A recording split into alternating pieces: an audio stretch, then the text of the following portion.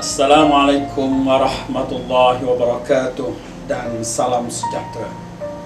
Adik-adik, anak-anak pelajar yang dikasihi sekalian, dalam usaha untuk kita mencapai kejayaan, terutamanya di dalam pelajaran, kita mestilah mempunyai matlamat dan tahu apa yang kita buat untuk mencapai kejayaan.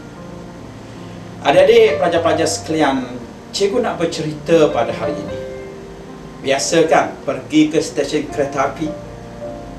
Ya, kisahnya ialah bagaimana dua orang anak dengan ayahnya pergi ke stesen kereta api. Sampai di stesen, sebelum kereta api sampai, dia minum air di kantin kereta api. Tiba-tiba kereta api sampai.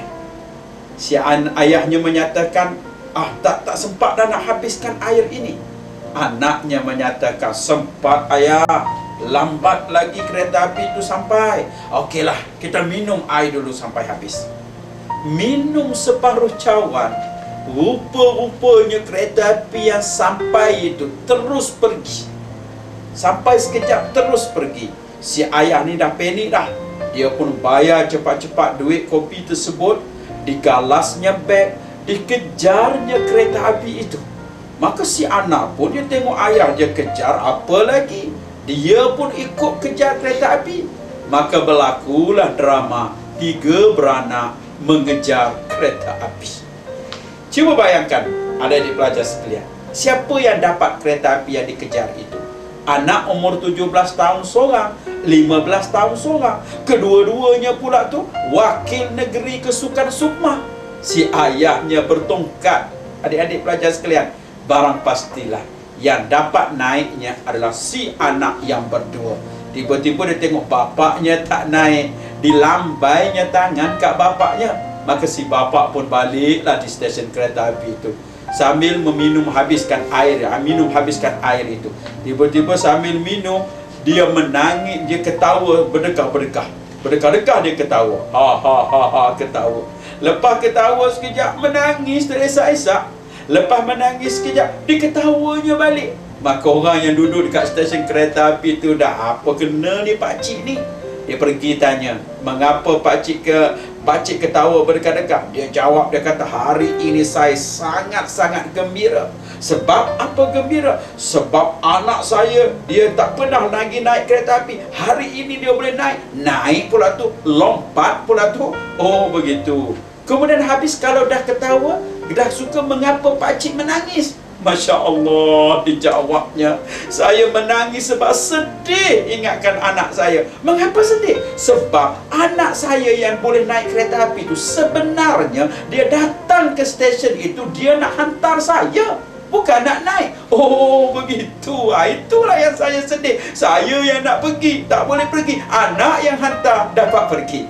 Baiklah adik-adik sekalian, apa pengajaran daripada cerita ini? Pengajarannya ialah si anak dua orang tadi ada dua ciri. Ciri yang pertamanya ialah dia tak tahu apa yang dia buat, atau dia tidak ada matlamat.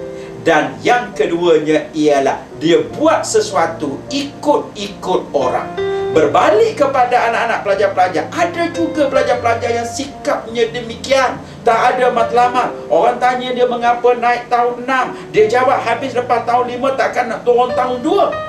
Apa cita-cita, apa matlamat? Tak tahu matlamat. Maka kalau tak tahu matlamat, maka dia tak boleh nak jadi orang yang berjaya. Begitu juga sikap yang kedua yang tak baik pada anak ini, iaitu buat sesuatu ikut-ikut. Dia tak tahu mengapa dia perlu buat, tetapi dia ikut orang. Jadi kalau ikut-ikut ini, dia tak capai apa yang sebenarnya. Jadi kita mesti jelas. Kalau orang tanya mengapa kita pergi ke sekolah, kita mesti jelas, saya bukan ikut kawan, tetapi saya pergi untuk mendapatkan ilmu. Matlamat saya untuk mendapat 5A dalam UPSR.